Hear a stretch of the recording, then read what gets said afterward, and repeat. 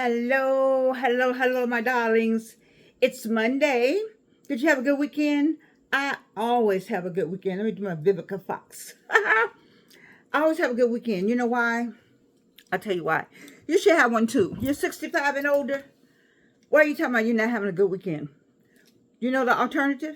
You have a good weekend because for me, it's like you can do anything you want when you want to do it. You don't have to do anything. You can say, "Oh, I don't want to do anything." That's a good weekend. I didn't grade papers, but I put up a new module. And I enjoyed school. You see, so I enjoyed doing that. And I had company. And let me see what else. I just did stuff that I liked. I ate what I wanted to eat. It was fun. It's always fun. So today I got all my little props. Today I have props. Yes, I do. So let me just tell you about today. I used to be, when I was married, and I also I don't have my person here when I was taken care of for 8 months. So when I was married to a Q, and so I was a Qette. But today, with all this, you would think I was married to a Sigma, because Sigma's wives are called Sigma Shadows. So I'm Sigma shadowing today. Look at all this. So all my blue people, all my sororities and fraternities got the blue. I'm giving you a little blue today. There's no red anywhere, no delta. Anyway, look at this. In this gorgeous thrift store. No, this wasn't thrift store. No, I got this from I think this might be a John Devard. I know this is a John Devard. And this is somebody else. I don't have on my pearls today. And I need to find this young lady that she makes blown glass with real mother pearl.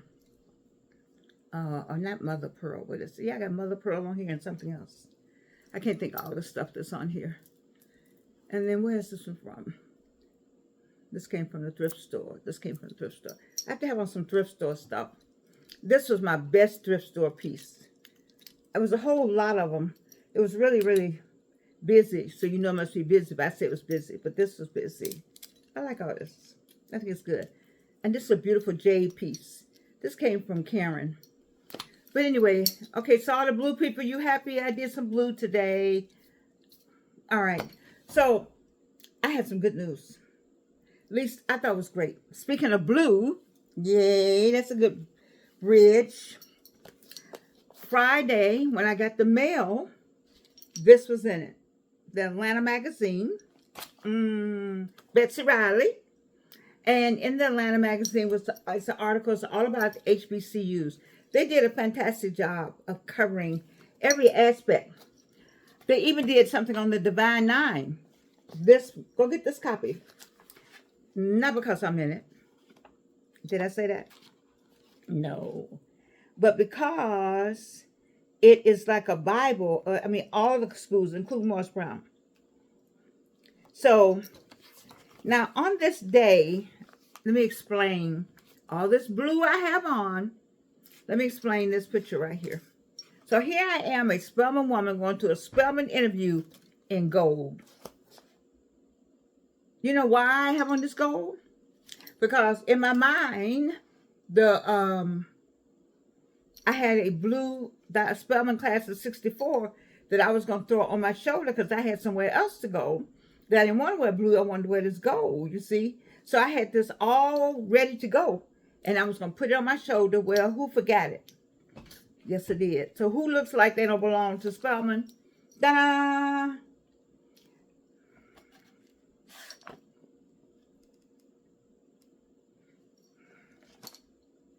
Okay. Anyway, it's a great article.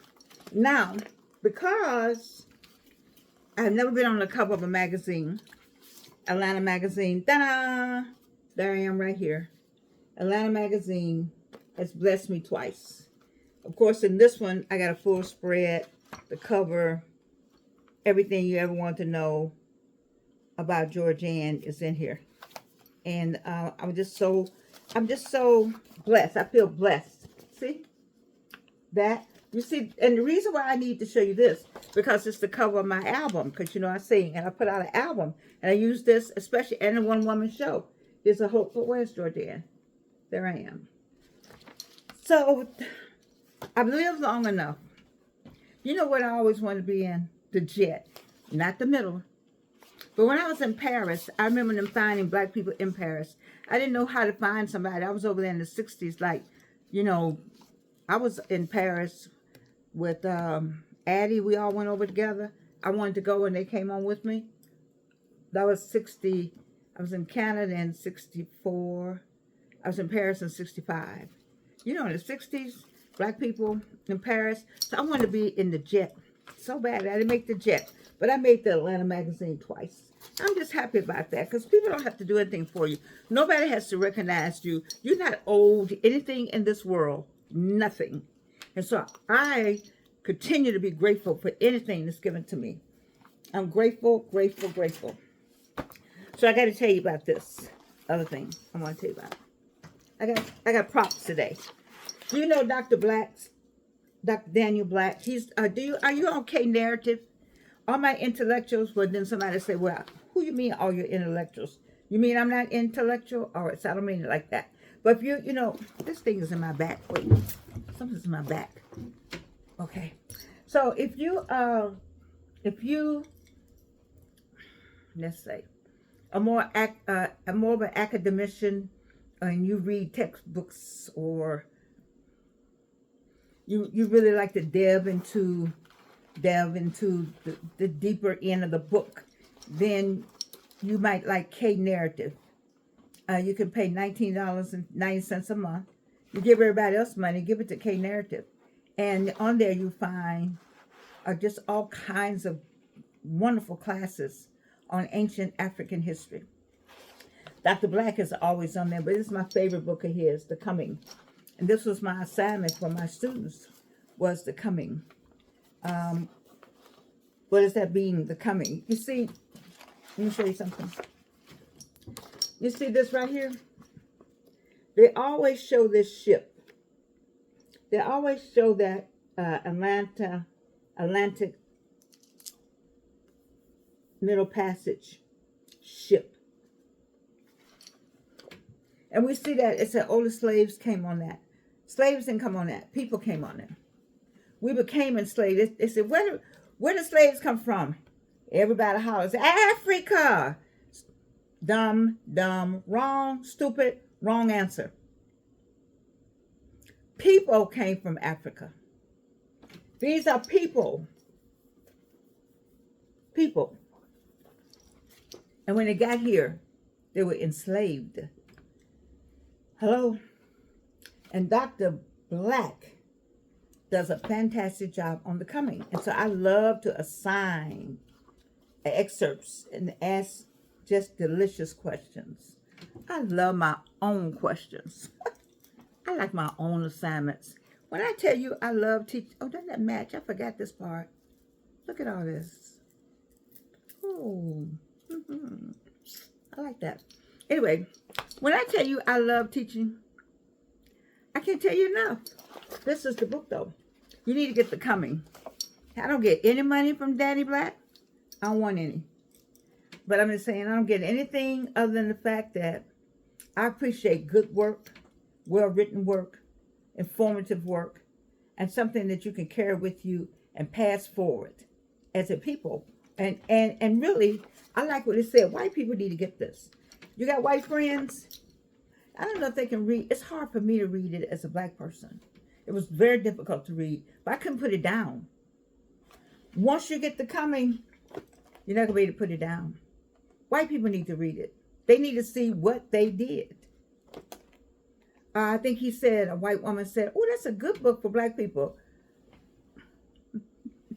Your people went and did all this. We didn't do this. We were minding our business over there.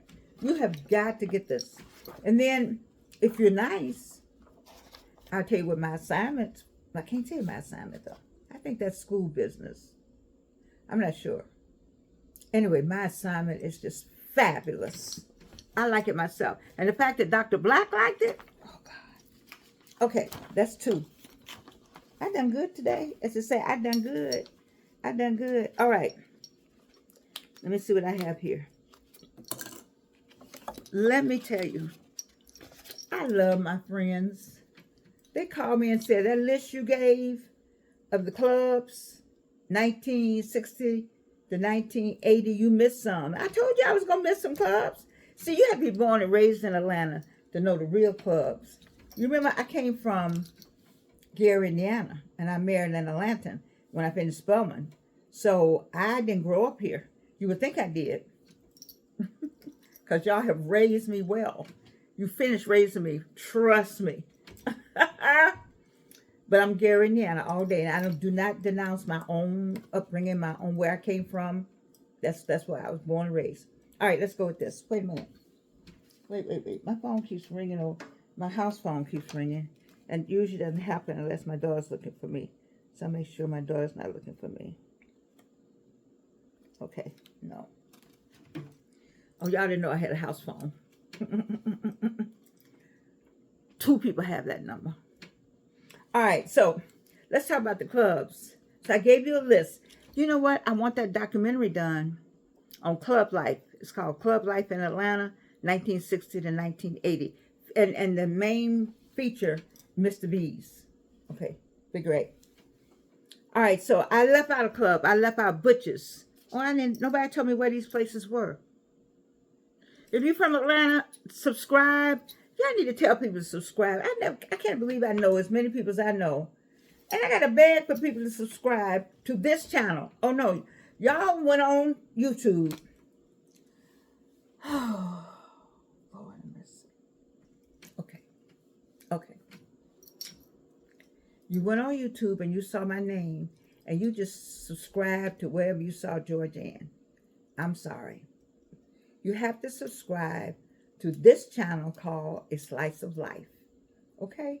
Could you get them people back? Tell them to subscribe to this channel. All right, so I don't know what Butch's is. But guess what? I left off. And the Deltas used to have events there. The Magnolia Ballroom. Doesn't that sound grand? The Magnolia Ballroom.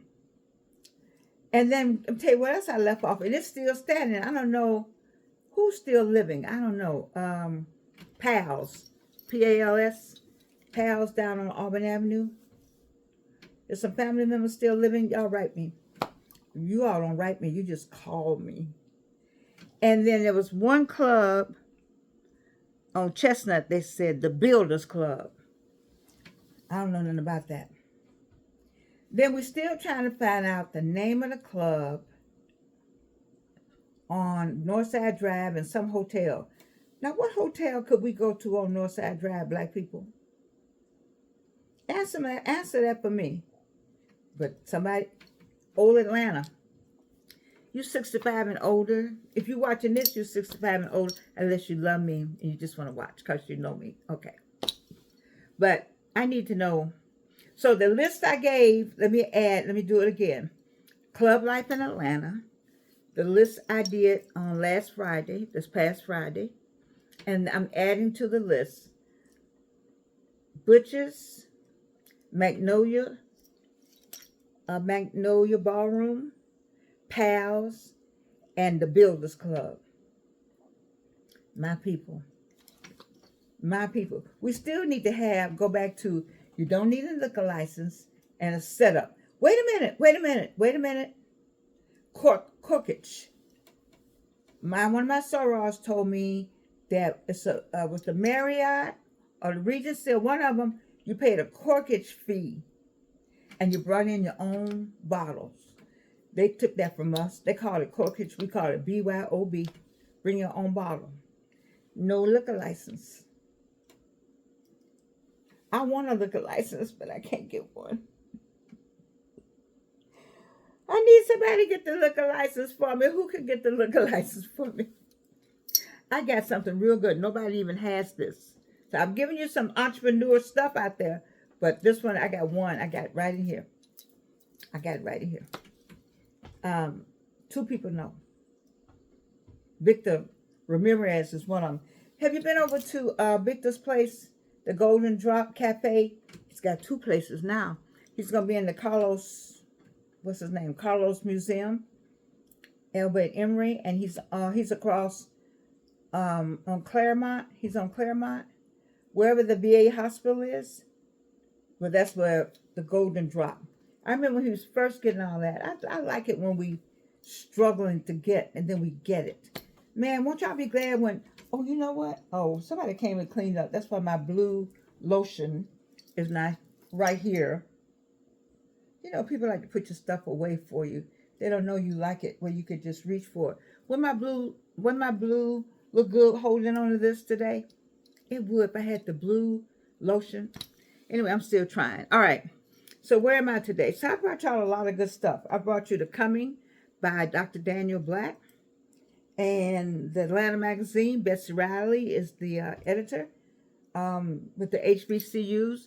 And then a story in there about the Divine Nine, all that stuff. All our stuff is in the Atlanta Magazine. All that other people want to know. Because, you know, ever since Kamala, these people are like, what? And let me tell you something. We, Divine Nine, we are the ones that are wrong. They all want to know about us. And we have not come together. And we come together now. Oh, yeah, we come together. But I like to see us come together on that economic front. We got the power. Look in the magazine, HBCUs. Go get one. And when you finish with it, give it to me so I can have an extra copy. But when you look in there and see it, we got 9 fraternities and sororities. You know how many thousands of people that is? You know what how we could do something economically? Is that correct, adverb? It's so much we can do as a people. We spend so much time. We can get on that fighting one another. Oh my God, I get so tired of us fighting one another and pulling each other down. You talking about crabs in a barrel? I've never seen a group of people so crabs in a barrel. Anyway, I'm not going to get on that today because I'm in a good mood today. My neck is hurt. You know why my neck is hurt? There's too much stuff today. There's too much. Something's aching, making me ache. I think it's this one. I'm just aching. I'm aching, and I can't finish this show in this one. Whew. Let me show you how pretty it is. Oh, my God. Look at this thing. But look at this right here. See, if you have a clasp that big and this that big, you know it's heavy. This is a John Devard. John Devard. Isn't it beautiful? God. But my neck couldn't take it anymore. I had it on earlier. I'm late doing this because I had to run some errands. So this is what I want to talk about. That's my last little thing. See if you know these words. Do you know the word fast? And can you make a sentence using the word fast for 65 and older people? And do you know the word mannish? 65 and older. Now, you know young people don't know anything about being fast or being mannish. Did your grandmama ever tell you, I'm sure somebody said that little fast tail girl, and girl, you're not going to be fast. And they used to say, look, mannish acting. Who was the mannish acting? Was it the boy or the girl? Because I would get mannish sometimes. Don't be all mannish. I understand. If you, like I wanted to go, like my grandfather would be talking with some people. And if you went up in that group and started talking, then somebody would say, y'all being all mannish. You know, they spelled it. Did they spell it M-A-N-I-S-H? Somebody tell me. What was mannish? 65 and older, what was mannish? I know what fast was, a little fast tail girl. And I don't want you to be fast. Isn't that something? Who the vocabulary words? But you know, back then, you didn't have to worry about vocabulary words. I gave my students, they're working on James Baldwin's piece now. If Black English isn't a language, then tell me what is. And it's a sentence in there about the eyes. Now you don't have to say anything. Black people don't really have to say anything, and you can do a whole sentence with a moans and groans and a look. And that's a carryover from the enslaved days. You know, we couldn't talk. And when I was talking about the quilting, you know, messages used to be put in the quilts. We had to learn to be smarter than they were. That's why all those patterns, they think, see, white people have made it on our backs, but if they would just admit it, we're not asking for a pat on the head. We're just saying, well, y'all admit that some of this you wouldn't have gotten if it hadn't been for us coming up with it, inventing it. Because we were the ones in the fields. We were the ones doing the work. I don't know.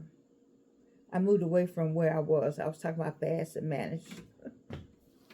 You know, I just remember as a kid, I like to go back and remember my childhood days sometimes. I don't know what that means, but I think you kind of, do you sit and think about and contemplate where God has brought you from? When you were a kid, you didn't know what they meant when they said, He's brought me a mighty long ways. God has brought me a mighty long ways. And still got some ways to go. I get new revelations every day of what you know. I'm supposed to be packing my bags right now to try to see if I can get in heaven. But instead, I'm packing my bags to try to see if I can get to New York. I got something I want to do up there. But I have to be invited to what I want to do. It really doesn't have to be New York. The invitation can come from wherever, as long as it's the thing that I'm wishing and hoping to do. You see, I asked somebody who would give me a chance at this age. The woman over that I met at the Grammys. I didn't call her name, I don't think, because I don't want to do that. But I met her. Oh, why would she give me a chance at this age? I don't know, but my music is good. Somebody out there is going to like my music. Oh, I started not feeling well. I got talking about this. As soon as you start talking about you doing all right,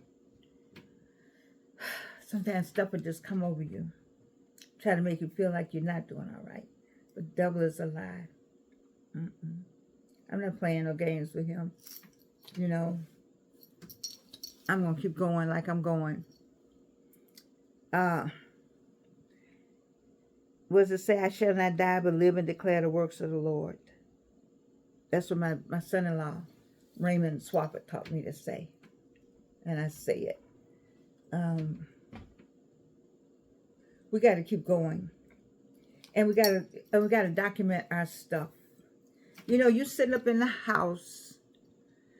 You could be over at the school volunteering, be somewhere on Saturday volunteering, be at church on Saturday volunteering. And you also can write down some of these things that you know. You know, that you know. You know about what happened in Atlanta when. You got some grandma stories that you need to tell. I just want us to document who we are and where we came from. Because Atlanta's changing so much that there's not going to be anybody left to tell the story. And so you need to leave the story. I really don't feel well. It's really just coming over me really badly. Whew. It's all right. All right, so I had some other things I want to talk about. It's pretty good. I'm going to stop. I'm going to stop and catch my breath. I want you to take care of yourself. I'm doing the best to take care of myself. If you start talking about the Lord, all kind of stuff start happening. But you know He's on my side. Was the song, I ain't gonna let nobody turn me around. Y'all know that song. Y'all know that song. You got to have a song in your heart. Something on your lips that you can sing when it gets rough. Something you can say like, lead me, guide me along the way. See, you got to have something. 65 and older got to have something. You got to have something. When you feel like you just can't, you know, that's what keeps me going. And you keep me going. Oh, I talk about over here. I got so many volunteers want to come and clean that up. I think they want to come see it. Lord have mercy. I love you. And you can't do anything about it.